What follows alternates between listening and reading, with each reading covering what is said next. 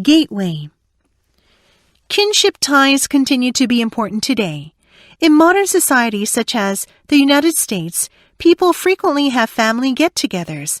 They telephone their relatives regularly, and they provide their kin with a wide variety of services. Eugene Litwack has referred to this pattern of behavior as the modified extended family. It is an extended family structure because multi-generational ties are maintained, but it is modified because it does not usually rest on co-residence between the generations, and most extended families do not act as corporate groups. Although modified extended family members often live close by, the modified extended family does not require geographical proximity, and ties are maintained even when kin are separated by considerable distances. The oldest member of the family makes the decision on important issues, no matter how far away family members live from each other. In contrast to the traditional extended family, where kin always live in close proximity, the members of modified extended families may freely move away from kin to seek opportunities for occupational advancement. Exercise 1.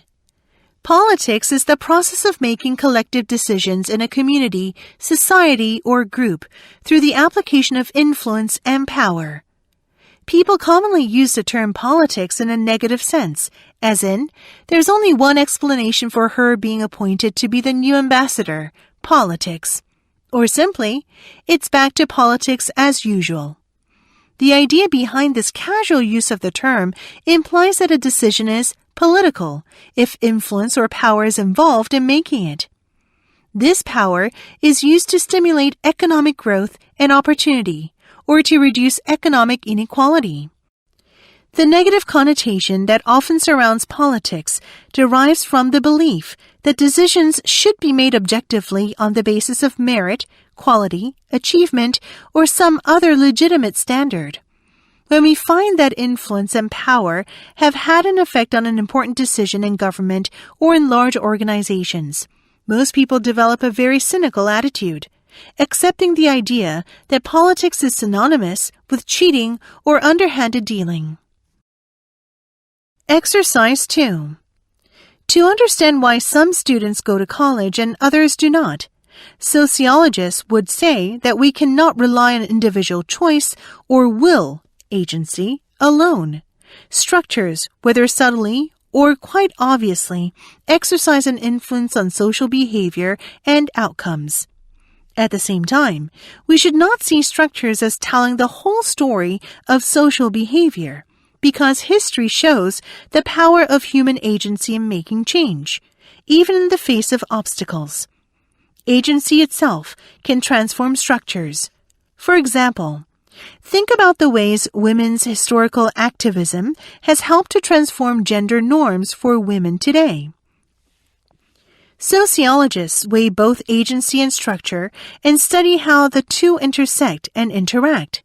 For the most part, sociologists understand the relationship as reciprocal. That is, it goes in both directions, as structure affects agency, and agency in turn can change the dimensions of a structure. Exercise 3. In the economic system, choice rests largely with the individual. His preferences go to determine what is to be produced and what is not. Every penny spent on A is a vote in favor of the production of A. Every refusal to buy B is a vote against the production of B. The free choice of individual consumers between the goods competing on the market helps to determine what industries can carry on at a profit. The industries that cannot show a profit are not carried on at all. Those that show excessive profits attract competition and expand until people's wants are more adequately met. That is, if competition is possible and effective. But if some commodity is monopolized, consumers may be powerless to get what they want and will pay for in the proper quantity. They show their readiness to cast votes for more of the commodity by offering high prices for it. But the election is disregarded. No one is willing to stand against the monopolist. so he is able to preserve an excessive scarcity by keeping people out of his line of business. He makes things scarcer than people want them to be and earns high profits by doing so. Exercise 4. The goal of legal socialization is to instill in people a felt obligation or responsibility to follow laws and accept legal authority. The goal of moral socialization is to instill in people a duty to follow societal standards of proper behavior independent of rules and codes. Given that in normal everyday life, those behaviors that society considers immoral are frequently prohibited by law, the two usually work toward the same goal. However, that is not always the case. Criminalizing a behavior does not make it immoral, nor is all immoral behavior necessarily criminalized. Most people can think of an instance where they believe a behavior is immoral, but would not support criminalizing it or using the full force of the law to stop people from doing it.